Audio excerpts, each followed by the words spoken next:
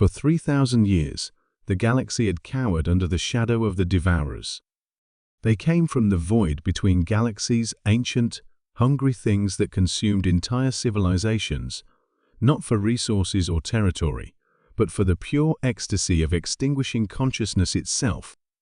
Where they passed, star systems went dark, leaving behind nothing but dead rock and the screaming silence of empty space. The Galactic Council had tried everything. The technologically superior Altarians had built impenetrable shield worlds, only to watch helplessly as the Devourers phased through their defenses and consumed their planets from within. The psionic Etherians had attempted mental warfare, but their most powerful telepaths had been driven insane by mere contact with the entity's alien hunger. The ancient mechanoids had even tried reasoning with them, broadcasting mathematical proofs of universal harmony. The Devourers had responded by systematically dismantling every artificial intelligence in 3 sectors. By the time humanity stumbled onto the galactic stage with their crude fusion drives and primitive weapons, over 200 civilizations had been completely eradicated. The survivors huddled in fortress systems, building ever more elaborate hiding places, while the darkness crept closer. Captain Sarah Torres received the distress call while her patrol ship, the UEES Defiance, was conducting routine mapping operations near the galactic rim. The signal came from Kepler Station, a joint research facility operated by the Council's last member species. "Captain," her communications officer reported, his voice tight with fear, "the station's gone dark. All we're picking up is automated warnings about Devourer contact."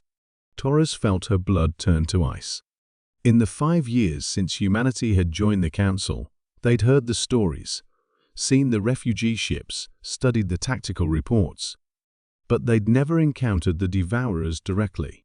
Earth's location on the outer spiral arm had protected them so far.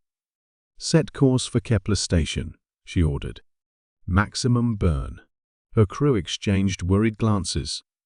Standard Council protocol was to flee immediately upon Devourer contact and report the loss. But Torres had read her species' military history. Sometimes retreat wasn't an option.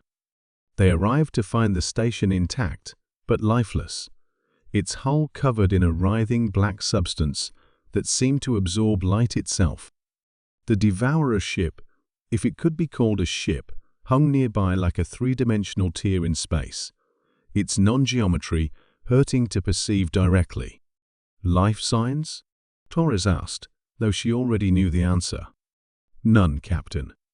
The station's been emptied." Torres studied the tactical display. Every instinct screamed at her to follow protocol, to run and preserve her ship and crew. But something else stirred in her mind, a memory from her academy training about the First World War, when humanity had first encountered poison gas. The natural response had been to flee the killing fog. But humans had adapted, innovated, found ways to fight back. "What do we know about Devourer feeding patterns?" she asked her science officer. Lieutenant Commander Park consulted his files. They consume conscious beings by interfacing directly with neural activity. The process appears to be experiential. They don't just kill, they absorb the entire subjective experience of being alive. And they've never encountered significant resistance? No species has ever successfully damaged a Devourer construct. Their technology operates on principles we don't understand. Energy weapons pass through them, kinetic impacts have no effect, and they seem immune to all forms of exotic matter manipulation. Torres nodded slowly, an idea forming.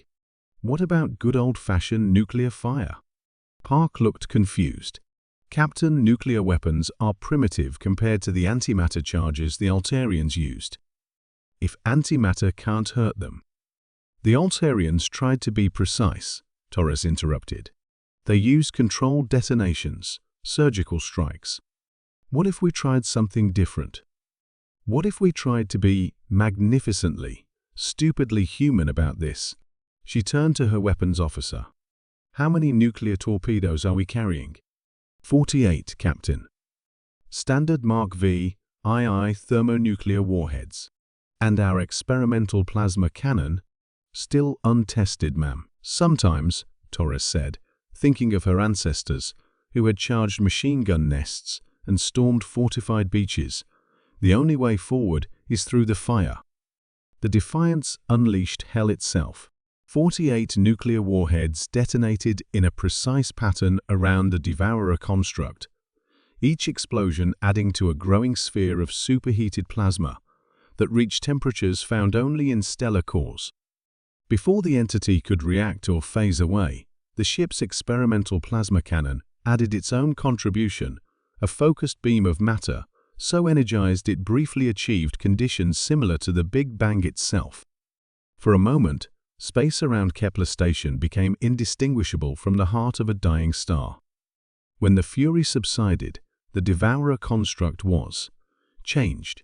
Its impossible geometry flickered and writhed, pieces of its non-dimensional structure bleeding into normal spacetime. For the first time in recorded history, one of the ancient terrors was wounded. But it was also angry. The entity turned its attention fully on the Defiance, and Torres felt something vast and alien pressing against her mind. She experienced flashes of the creature's memories, eons of feeding, civilizations reduced to screaming psychic energy, the cold satisfaction of perfect consumption. But she also felt something else, surprise. In 3 million years of existence, the Devourer had never felt pain.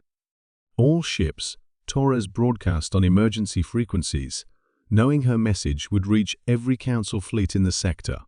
"This is Captain Torres of the UES Defiance. Devourers can be hurt. Repeat, Devourers can be hurt. You don't need exotic physics or dimensional weapons. You just need to hit them hard enough and hot enough that they can't ignore you." The Devourer's psychic assault